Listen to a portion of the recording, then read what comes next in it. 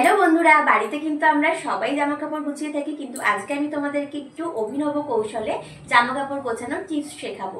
তার ফলে কি হবে, তোমরা তোমাদের জামা কাপড়গুলো আরো সুন্দর করে গুছিয়ে রাখতে পারবে, দেখতেও আরো সুন্দর লাগবে এবং আমাদের আলমারিতে আরো অনেকটা জায়গা বেঁচে যাবে, যেখানে আমরা আরো অনেক কিছু রাখতে পারবো। তাহলে চলো অভিনব কৌশলে কিভাবে আমরা জামা কাপড় গোছাবো সেই টিপসগুলি আজকে দেখে নাও।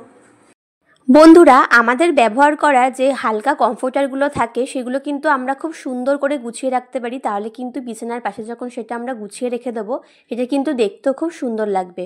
তো দেখো তোমরা, আমি কিভাবে এটা গুছিয়ে নিচ্ছি, কত সুন্দর গোছানো হয়ে যাচ্ছে এবং কিন্তু অনেক ছোটোর মধ্যেও গোছানো হয়ে যাচ্ছে, জায়গাও কম লাগবে এটা রাখার জন্য। দেখো কত সুন্দর, তোমরা দেখে নিলে। তো পরবর্তীটা দেখে নাও। আমাদের ঘরে গায়ে দেওয়া যে সমস্ত চাদর, শাল বা স্টোলগুলো থাকে সেগুলো কিন্তু আমরা খুব সহজেই একদম ছোট্ট করে গুছিয়ে রাখতে পারবো, অল্প জায়গা লাগবে। তো দেখো আমি কিভাবে এটা গোছাচ্ছি, তোমরা একটুখানি ভিডিওটা আস্তে করে দিয়ে পজ করে দিয়ে এরকম দেখে নিতে পারো, তাহলে কিন্তু তোমরা সুন্দর করে শিখে যেতে পারবে।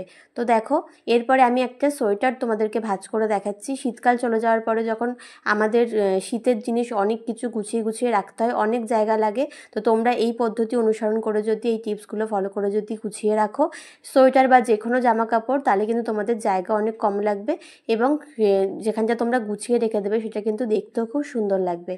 তো দেখো, এখানে আমি জিন্সের প্যান্ট তোমাদেরকে ভাঁজ করে দেখাচ্ছি, দেখো একটা অভিনব কৌশলে। তো দেখো, ঠিক এইভাবে যদি আমরা জামা কাপড় গুছিয়ে রেখে দিই, সেগুলো দেখতে যেমন ভালো লাগে সেরকম কিন্তু জিনিসগুলো ভালোও থাকে।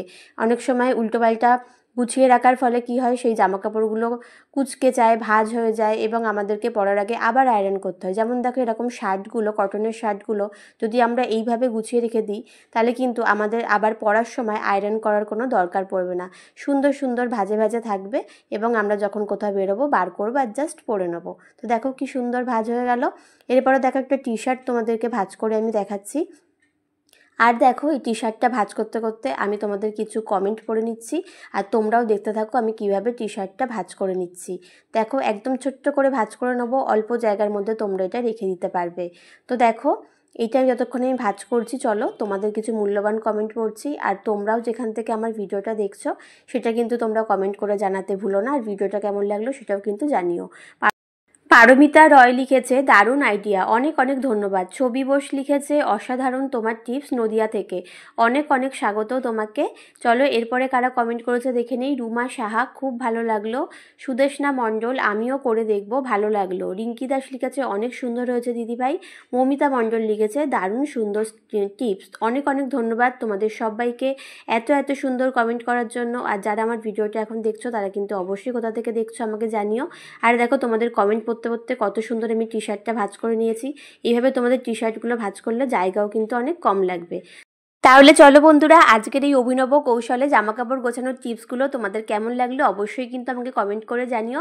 সবাই ভালো থেকো, সুস্থ থেকো আর সাবধানে থেকো। আজকের মতো তোমাদের সবাইকে টাটা।